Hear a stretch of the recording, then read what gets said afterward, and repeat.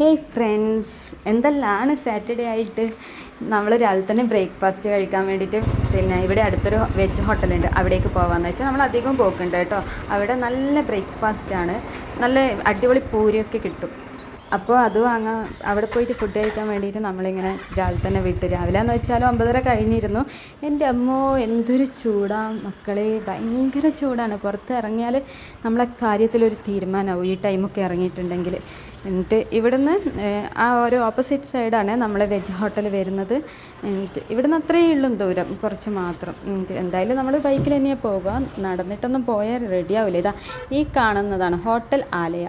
ഇവിടെയാണ് നമ്മൾ വെജ് ഹോട്ടലാണ്, ഇവിടെയാണ് നമ്മൾ കഴിക്കാൻ വന്നത്. നമ്മൾ അധികം ബ്രേക്ക്ഫാസ്റ്റ് ഈ സാറ്റർഡേ സൺഡേ എപ്പം ഒരു ദിവസം നമ്മൾ പുറത്തുനിന്ന് കഴിക്കാറുണ്ട് കേട്ടോ. ഇവിടെ നല്ല ദോശ ആയാലും എല്ലാം നല്ല ടേസ്റ്റാണ്, വെജ് ഹോട്ടലും കൂടിയാണല്ലോ.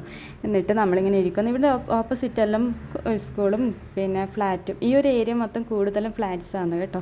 എന്നിട്ട് ഇതാ ഞാനിങ്ങനെ അവിടെയുള്ള പിക്ചറെല്ലാം നോക്കിയിരിക്കുമെന്ന്.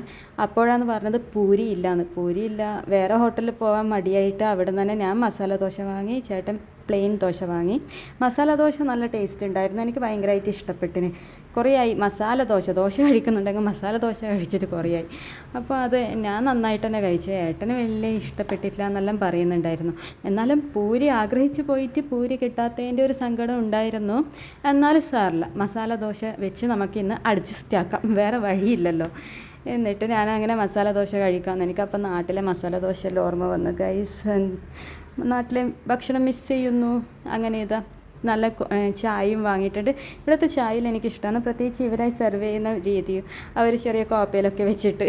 എന്നിട്ട് ഞാനിവിടെ ഇങ്ങനെ ഏട്ടൻ ബില്ലടക്കുമ്പോൾ ഞാനിവിടെ ഇങ്ങനെ നോക്കുവാണ് എന്തെല്ലാമാണ് ഐസ്ക്രീംസ് ഉള്ളത് എന്നല്ല. വേണമെന്നെല്ലാം ചോദിച്ചപ്പോൾ ഞാൻ വലിയ സ്റ്റൈലാക്കി വേണ്ടാന്ന് പറഞ്ഞ്, ഇനി വേണ്ടാന്ന് പറഞ്ഞു പോയല്ലോ, അതുകൊണ്ട് വാങ്ങിയിട്ടില്ല. എന്നിട്ട് തിരിച്ച് നമ്മൾ വീട്ടിലേക്ക് തന്നെ വരുവാണ്.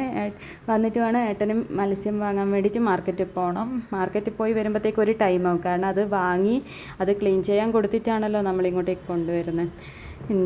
എന്നോട് വരുന്നു എന്ന് ചോദിച്ചിന്. ആദ്യം ഞാൻ വരാമെന്ന് പറഞ്ഞെങ്കിൽ പിന്നെ ഞാൻ പോകുന്നില്ല, കാരണം എൻ്റെ മോനെ എന്തൊരു ചൂടാണെന്നറിയോ. ഇവിടുന്ന് കുറച്ച് ദൂരമുണ്ട് ആ മാർക്കറ്റിലേക്ക്, അത് വലിയ മാർക്കറ്റാണ്. പിന്നെ അടുത്ത് ചെറിയ മാർക്കറ്റ് ഉണ്ട് കുറേ. അവിടെ പോവാണ്ട് വലിയ മാർക്കറ്റിലാകുമ്പോൾ പൈസയും കുറവായിരിക്കും, പിന്നെ നല്ല മീനും ഉണ്ടാവും. അപ്പം നമ്മളെ ഫ്ലാറ്റിലെത്തി, അത്രയേ ഉള്ളൂ. എല്ലാവരും സബ്സ്ക്രൈബ്, ലൈക്ക്, ഷെയർ, കമൻറ്റും ഒക്കെ ചെയ്യണേ. ബൈ.